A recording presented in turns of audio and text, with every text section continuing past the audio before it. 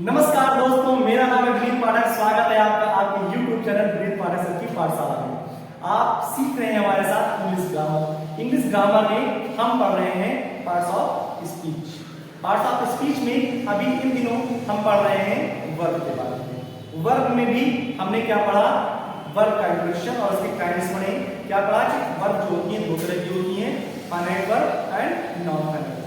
Finite verbs के बारे में हमने सीखना शुरू किया और हमने जाना कि फाइनाइट वर्ब्स जो होती हैं वो चार तरह की होती हैं।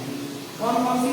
पहली फाइनाइट वर्ब होती है हमारी इंट्रांजिटिव वर्ब, दूसरी होती है ट्रांजिटिव वर्ब, तीसरी होती है लिंकिंग वर्ब और चौथी होती है हमारी ऑक्सिलरी वर्ब। तो अभी हम पढ़ रहे हैं ऑक्सिलरी वर्ब के बारे में।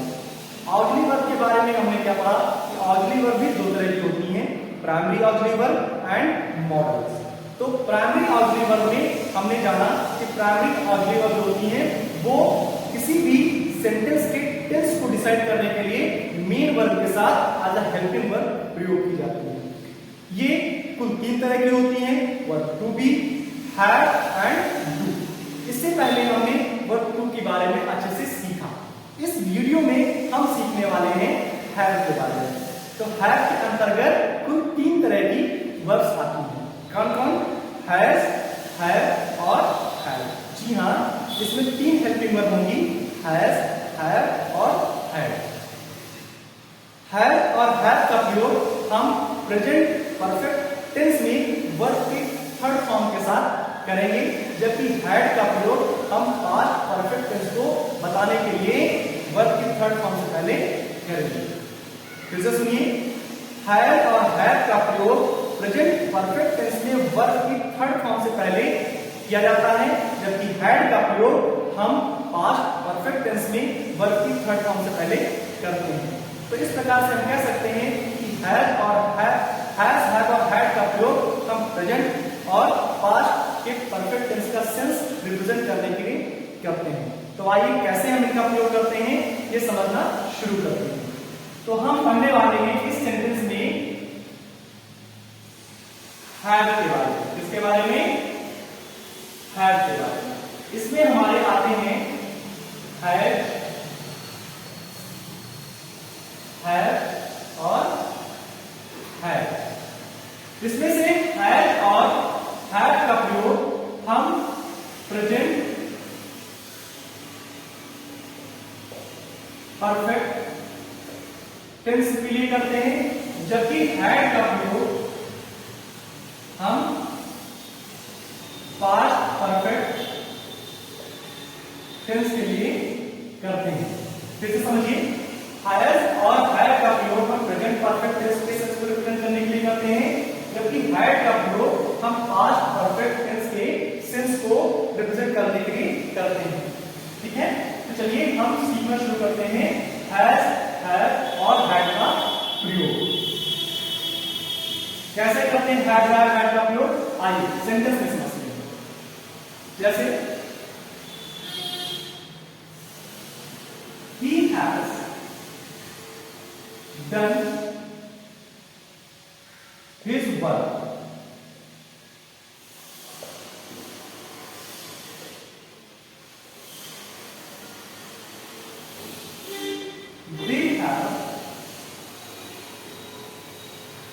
They have finished.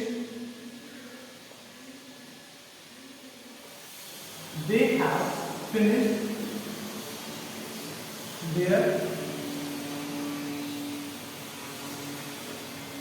homework. Right?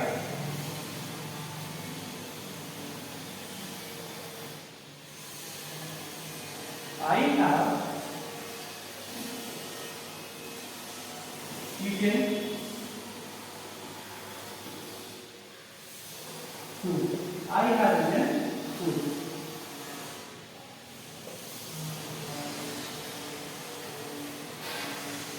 They have, yeah,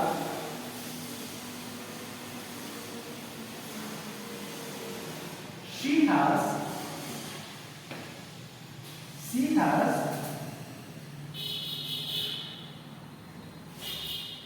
gone to school. ध्यान दीजिएगा, हैज, हैव, ये हमारी क्या है, हेल्पिंग वर्ब या ऑक्सिलरी वर्ब। क्यों है? ज्यादा दिमाग मत लगाना, बस इजीली पढ़ो। ज्यादा दिमाग लगाओगे कंफ्यूज हो जाओगे। बेहतर विद्यार्थी को होता है कि दिमाग नहीं लगाता है, बस वो निष्ठा से अपने अध्यापक पर विश्वास करता है। एक बात मैं आपको बता दूंगा, कभी भी बेहतर विद्यार्थी बन ही नहीं पाता है। जो अपने आप को जीनियस समझता, बहुत दिमाग लगाता, बहुत प्रार्थना करता है, वो व्यक्ति हमेशा पढ़ते करेक्ट हो जाता है। और अगर पढ़ भी गया तो बहुत ही करेक्ट पर्सन बनता है वो लाइफ में, क्योंकि वो अपनी बुद्धि का प्रयोग सदैव गलत कामों में करता है। आदर्श विद्यार्थी और विद्यार्थी के बाद फिर आदर्श नागरिक, जानते हो कौन सा व्यक्ति होता है? जो उनका दिमाग नहीं लगाता है, बल्कि बस अपने गुरु में निष्ठा रखता है और सरलता से गुरु के वचनों पर विश्वास रखते हुए उनके निर्देशों का पालन करता है।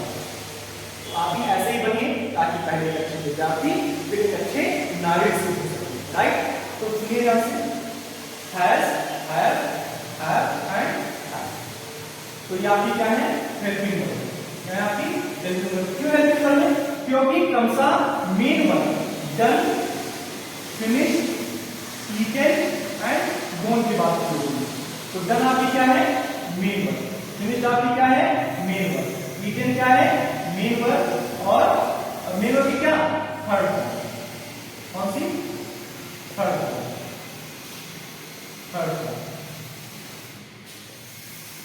राइट? तो वर्ब की मेन वर्ब की थर्ड फॉर्म के पहले कौन सा, हैज, हैव और हैज का प्रयोग किया गया है। इसलिए ये क्या है, ये प्रेजेंट परफेक्ट टेंस में प्रयोग की गई है, प्रेजेंट परफेक्ट टेंस का सेंस दे रही है और अपने मेन वर्ब से पहले प्रयोग की गई है। तो ये हेल्पिंग वर्ब के तौर पे या ऑक्सिलरी वर्ब के तौर पे प्रयोग हुई है। तो हमने यही आपसे कहा था कि हैज और हैव जो है वो प्रेजेंट परफेक्ट टेंस में मेन वर्ब की थर्ड फॉर्म के साथ एज अ हेल्पिंग वर्ब या ऑक्सिलरी वर्ब प्रयोग की जाती है। राइट? अच्छा, बहुत फेमस है इस फॉर्म में आ गया। He have done his work, वो अपना काम कर चुका है। They have finished their homework, वे अपना गृहकार्य खत्म कर चुके हैं। आई हैव ईटन फूड, मैं खाना खा चुका हूं। She has gone to school, वह स्कूल जा चुकी है। राइट? इस प्रकार से आपने देखा कि ये किस प्रकार से प्रेजेंट परफेक्ट टेंस में प्रयोग की जाती है। आइए अब हम सीखते हैं हैड का प्रयोग। देखिए हैड क्या है, हैड पास्ट परफेक्ट टेंस के भाव को रिप्रेजेंट करने के लिए प्रयोग होता है। कैसे?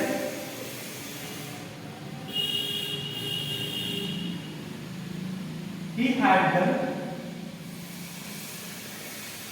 his work. They had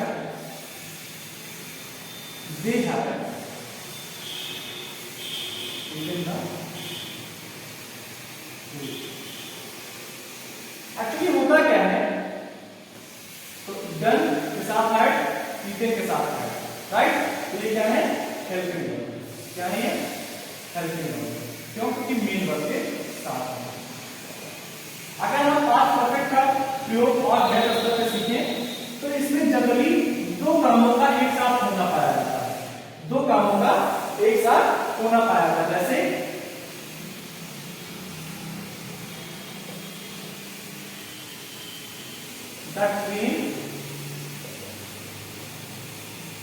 the train had gone. The train had gone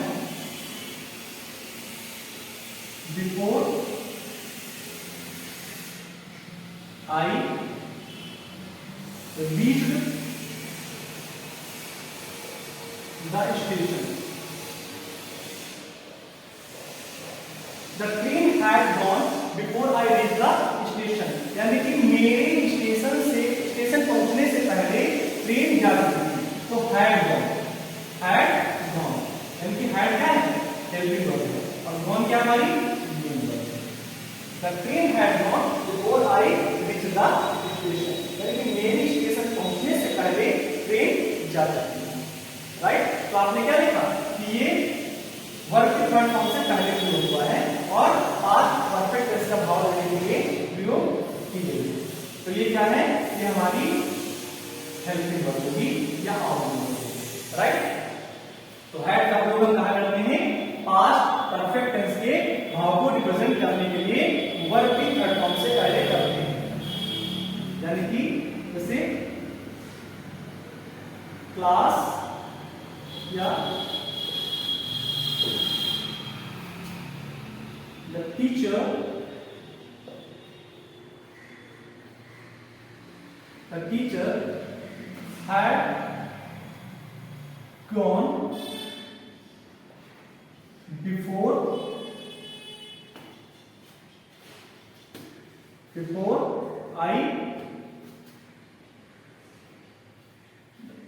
I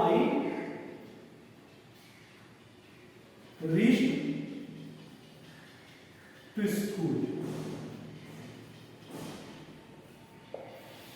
The teacher had gone before I reached to school. यानी कि मेरे स्कूल पहुंचने से पहले अध्यापक जा चुके हैं, यानी कि had helping verb, gone main verb की थर्ड फॉर्म। तो आप देखिए मेन वर्ब की थर्ड फॉर्म से पहले हेल्पिंग वर्ब के तौर पे had का प्रयोग किया गया है, और ये क्या बता रहा है, हमारा पास्ट परफेक्ट टेंस। क्या बता रहा है, पास्ट परफेक्ट टेंस को रिप्रेजेंट करता है। तो पास्ट परफेक्ट टेंस को रिप्रेजेंट करने के लिए वर्ब की थर्ड फॉर्म पहले हैड का प्रयोग किया जाता है। ओके, तो आशा है आपको इस तरह से वर्ब हैड का प्रयोग बेहतर तरीके से समझ में आ गया होगा। इसी प्रकार से हमारे साथ बेहतर तरीके से ना सिर्फ इंग्लिश ग्रामर बल्कि literature, mathematics, science, SST, other competitive exam जो तमाम सारे होते हैं उनके वीडियोस को लर्न करने के लिए, बेहतर तरीके से इसमें फ्री ऑफ कॉस्ट सीखने के लिए, जुड़े रहने के लिए अभी YouTube चैनल हमारे सब्सक्राइब कर लीजिए और बेल आइकन को दबाना बिल्कुल मत भूलिएगा, ताकि हमारे साथ कंटिन्यूअसली इसी तरह से आपको सीखने में इजीली नोटिफिकेशन नेक्स्ट वीडियो का प्राप्त होगा। बहुत बहुत